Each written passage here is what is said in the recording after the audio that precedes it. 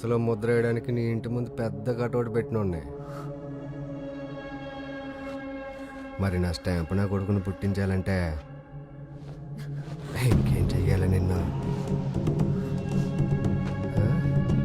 చెప్పే చెప్పు.